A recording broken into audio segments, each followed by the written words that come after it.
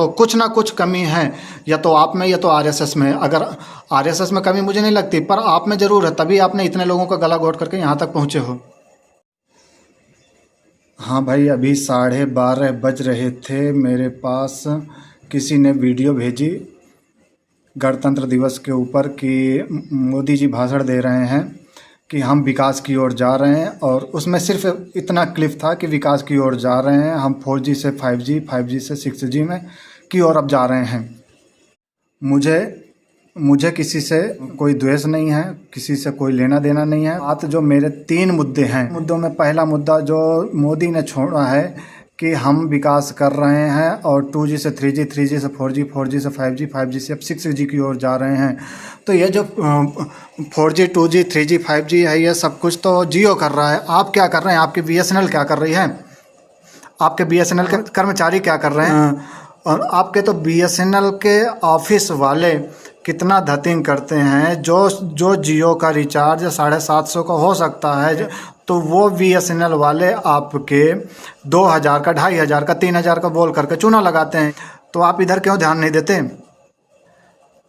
कहने का मतलब ये है कि जितना आप फेंक रहे हैं, भारत को विकासशील देश बन चुका है और बहुत विकास हो रहा है, ये हो रहा है, फलाना हो रहा है, ढिंडोरा, अच्छा है, ढिंडोरा पीटिए, पर अपने घर में भी तो देखिए, आपके घर में क्या कर रहे हैं लोग।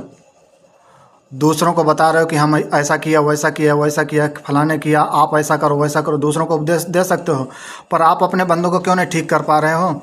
अपने बंदों को क्यों नहीं ध्यान दे पा रहे हो? आपके बंदे क्या कर रहे हैं? चलिए अब दूसरे मुद्दे पर आते हैं। दूसरा मुद्दा राम मंदिर के लिए। जो पुष्प वर्षा भगवान श्री राम जी के ऊपर होनी चाहिए, वो पुष्प वर्षा तो अपने ऊपर करवा लिया अपने चमचों द्वारा।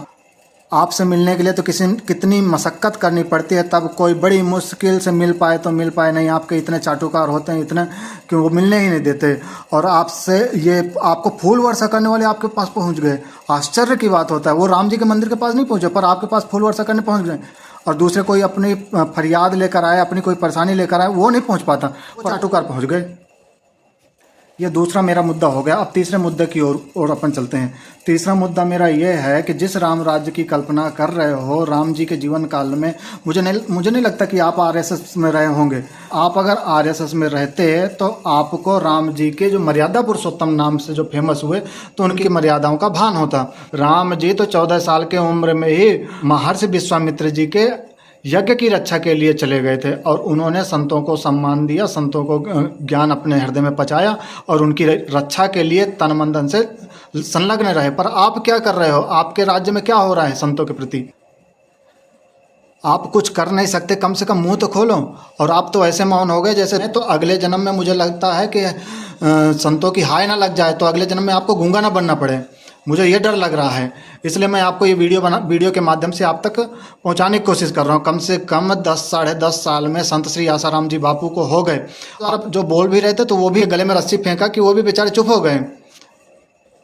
मैं तो अब आपसे यही नम्र निवेदन करूंगा, कम से कम मुंह खोलो। अपना अगला जन्म सुधारना हो और गूंगा बहरा नहीं बनना हो, तो अपना मुंह खोलो और कुछ बोलो। ये राम राज्य की परिकल्पना करके चल रहे हो, कुछ ना कुछ कमी है, या तो आप में या तो आरएसएस में। अगर आरएसएस में कमी मुझे नहीं लगती, पर आप में ज़रूर है, तभी आपने इतने लोगों का गला घोट करके यहाँ तक पहुँचे हो।